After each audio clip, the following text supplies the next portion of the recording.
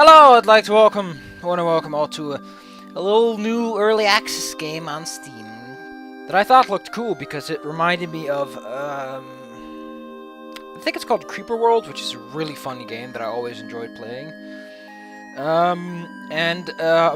I just like simulation games that have, like, you build stuff, you do stuff. This game comes with a map editor, which is more than most people can talk about. It's not very good, though.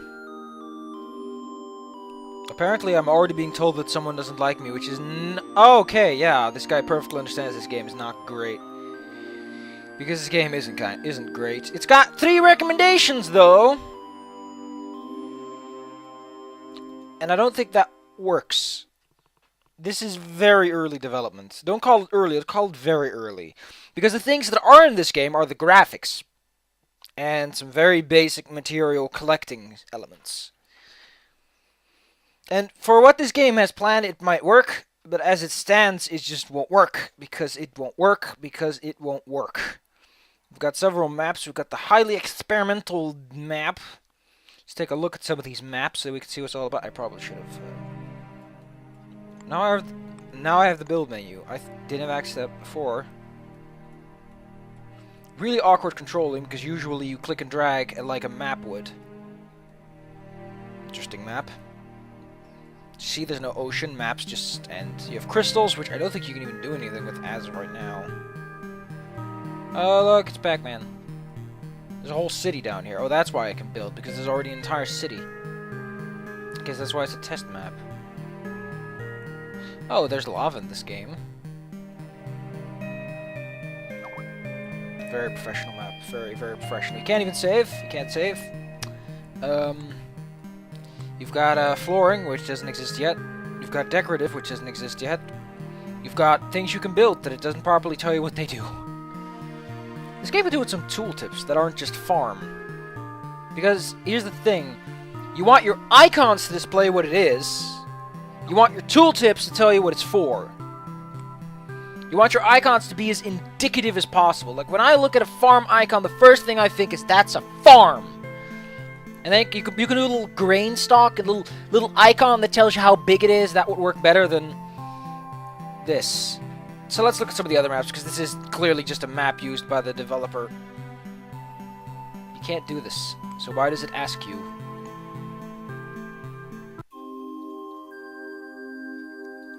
So this clearly feels like someone's pet project without having anything tied into it so far. You might ask, well, what does that mean? Oh my god, how? There's not enough wood to do anything with. This is supposed to be a harvest map. You can't harvest anything without the materials. Because your village center already takes... You have to press escape to cancel. It takes a whole bunch of this stuff, and this takes a while to do. What I will say is it runs a lot smoother than some of those games out there. This one is actually quite terrible because the resources are spread out in such a fashion that you can't build your house right between the two. So you end up with a scenario where it's not favorable. It's really difficult to build it just right. I guess I could build it here, though. Right there would be nice and... Yeah, it doesn't tell you for some reason where you can and can't build. Don't have any quick keys for adding multiple, which is fine. That stuff comes eventually. And then when you press work, you can select what you do again. You press escape to cancel. At least it has brushes, which is more than a lot of games can say. It tells you which they can access, which are yellow, which you can't, which are green, or red. You've got food, which I recommend you don't do because you want to set up your farms first. Oh, I can actually... Odd. Very odd.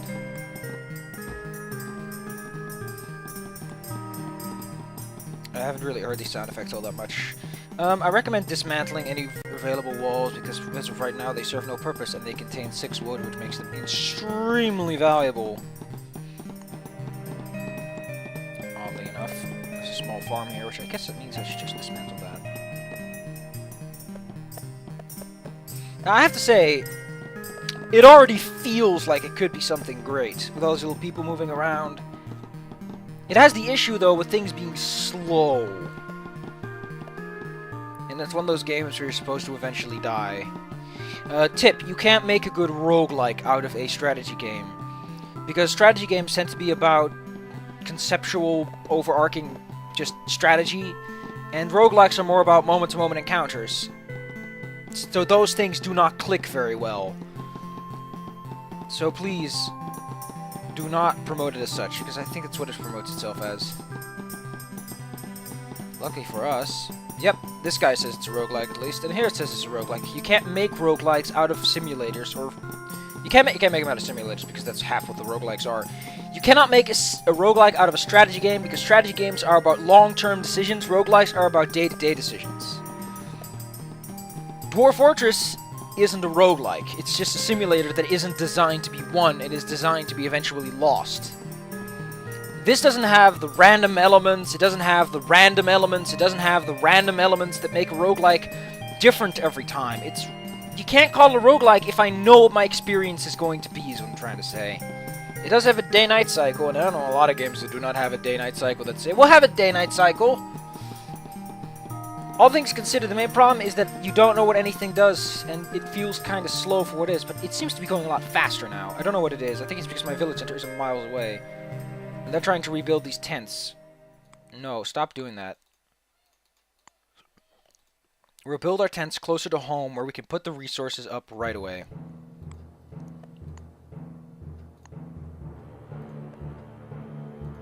Again, it doesn't tell you when you can and can't build something.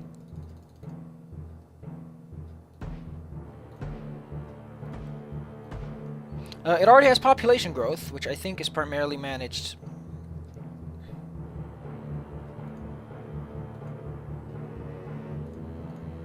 I don't know exactly what it does.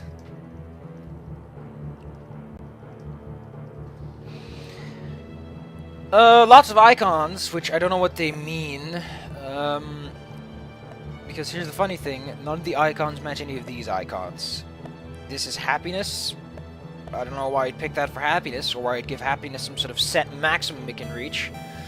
There is a tutorial, as you saw at the beginning, which tells you some of the basics, and once you do know the basics, it's not terrible. Okay, now here's an important part, because what I've noticed is that people will start to put food in their houses really quick. Like a bunch of jackasses. Everyone gets an HP!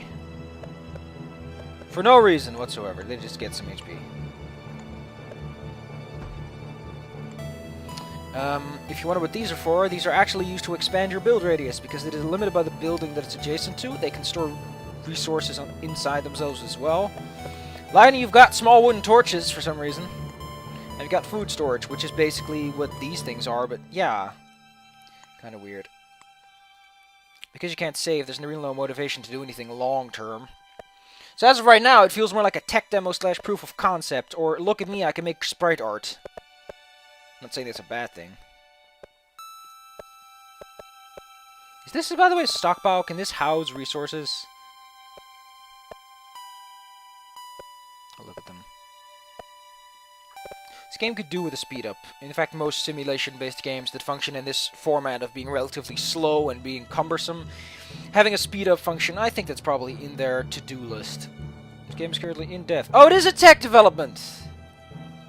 That's good, they actually tell you, but you might want to put that a little bit higher up the list.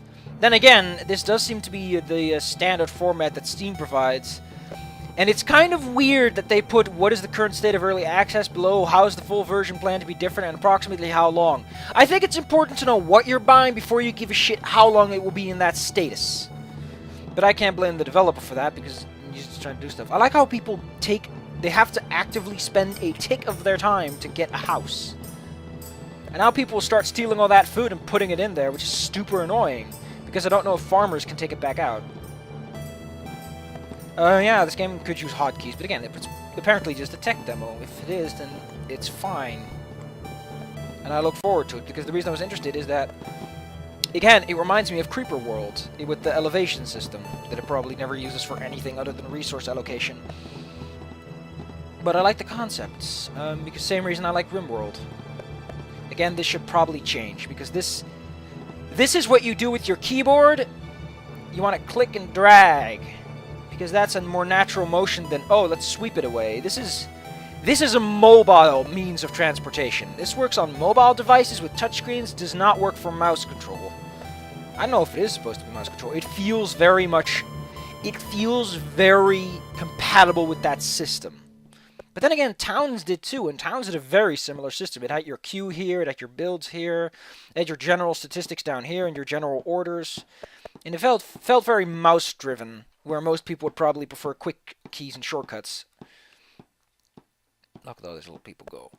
Building little houses, doing little things. A little bit too many pop-ups, if I do say so myself. But then again, it's one of those things where it goes up and then down, up and then down. And it never really balances out properly. I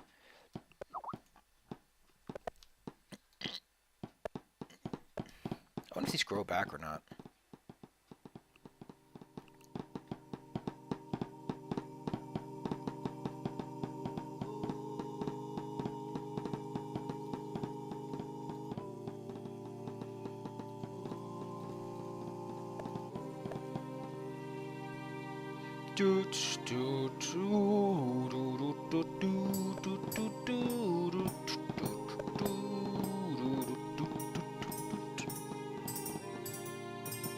I always think of that when people go do in that particular trend.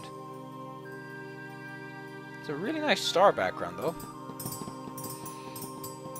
So yeah, there isn't even much to do. It is really just look at what I can make my people do. And I have to say again, for the fact that there are 32 people moving around, this is a pretty active HUD heads-up display. There's a lot of background stuff going on. It is a lot faster than most games normally tend to be. Because normally when people make an indie game and it has lots of things moving about, you can expect that optimization is not high on their list, despite it being something that should be high up on your list. And this already moves at a pretty reputable speed. Now the thing that I wonder is, let's see, how long will it take for this game to get out? About 1 year. That's not gonna work. You're not gonna get there in a year, friend. Considering you intend to have the following things implemented: maps and tile sets, monsters, unlock reward system, random map generator, Steamworks support, user-created yeah, basically people translate shit for you. Other things were, I think, a tech tree. He also wanted a tech tree. You're not gonna do that in a year unless you have a team. And this guy seems to be one guy because it's made by Raymond Doer. So I don't think you're going to do this in a year. By the way, support arrow key movement. I know that WASD seems logical, but there are left-handed people out there who will hate you for not supporting arrow keys. And I like arrow keys. I'm not even left-handed, but I use arrow keys sometimes because it just... I can lean my arm over my computer and over the desk, and I don't have to put it on my fucking desk chair. Because I don't have the best setup. Look at little people go. The problem that this game has right now is that it doesn't go anywhere. There's a resource we don't use, namely the crystals. I don't know what the hell I do with crystals. They don't even have their stockpile thing set up yet. I do like this. The first one is on the ground, second one is in your stockpiles, the final one is things carried around by people. So you know where your resources are at. And that's actually, again, really complicated for an early access game made by apparently one person. If this game is actually going to be 60 gig, then what the hell have you been doing? Because this is heavily based on sprite work, which you can inflate instead of making it on a grand scale. Not to mention the fact that typically, in case you don't know, like 90% of every single game's size comes from textures, models, and audio clips. Because programming itself is relatively small, indices and meshes are actually also tiny. Wireframes are not big. The biggest, well, actually the engine probably takes up a sizable portion, but that's memory, like runtime memory. Things moving around is still a lot. Then again, the operations of making things look pretty is also pretty intense, but that's what your video card does. If it's done properly. I hope this game does work with video cards, because it will probably get a lot of problems. Because when people see sprite-based games, they expect that it will run on a lot of stuff, because it's just sprite, it's not going to take much space.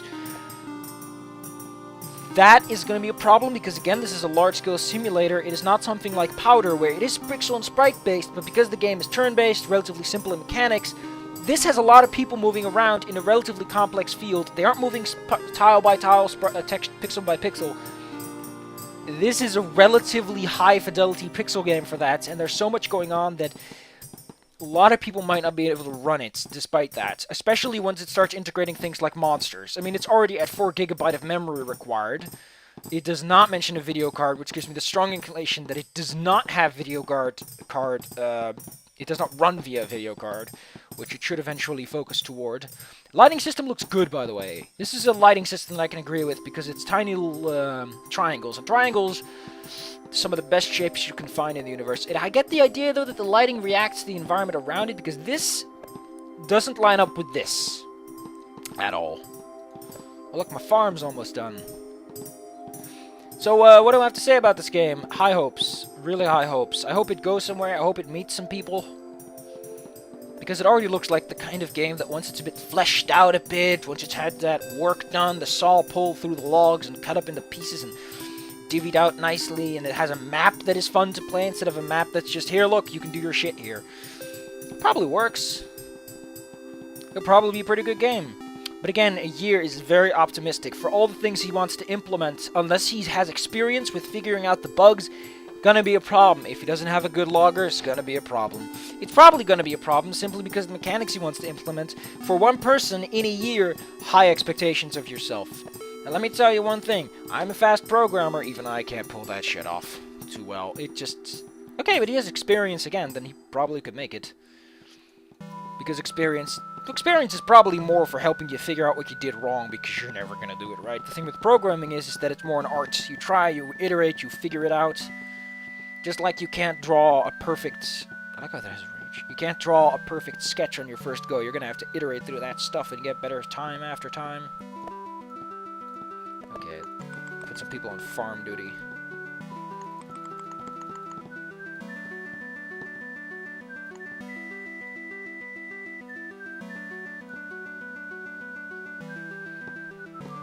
Just again, I wish it did have a save system. Because it feels kind of weird. Oh! Oh!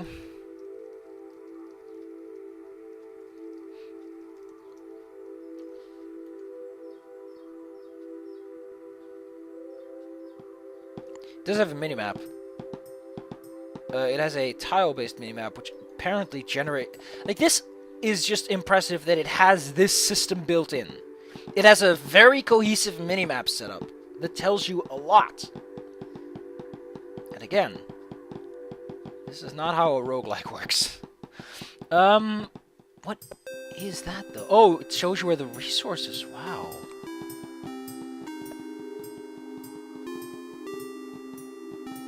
Again, change this. This does not... Like, I could get used to this, but it doesn't feel natural.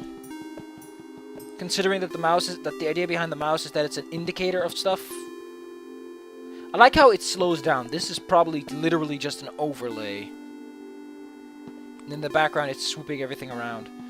I do find it funny that it claims that it doesn't have flooring when it clearly has flooring. I assume that the difference is that it has problems adjusting the flooring, keeping track of what's under it originally, making sure that the tiles stay consistent.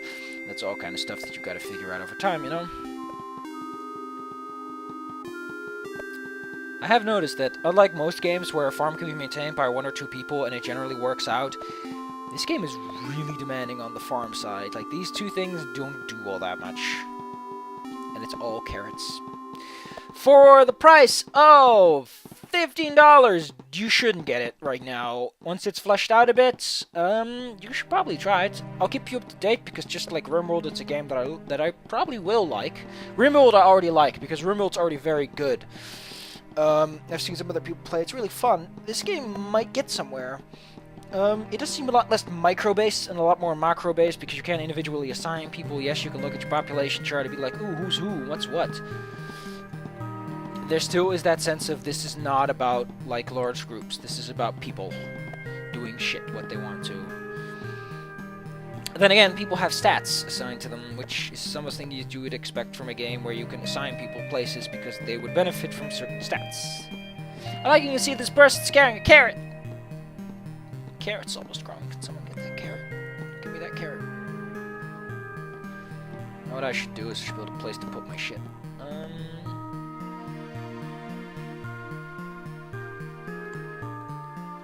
Now I'll probably have some fun with this then. Stone masonry, stone shack. I think the shack's as well. What do you see? Yeah. It is a retro pixel castle. Version 10B, no less. Neat. Here's another thing. If you are going to do this, make the center circle sort of your dead zone. Because when I see this, I'm like, okay, if I move back into it, no, it's pixel perfect. You have to be exactly where you pressed it. And that kind of ruins the magic of this kind of system. Because when you grip and drag, it's logical. When it's this, you want to have a dead zone that you can rest your mouse in before you, like, move on. These are all, like, little tips for people who are either making their game or the person who made this game. Oh, I would love it if someone was born, but... So, it doesn't tell you how these work. How you make people more happy or something. And it also implies that the resources are still here and will eventually grow back, which I haven't seen happen yet. Stone shack. Wooden shacks for shack. See you guys next time. This has been a little early access game.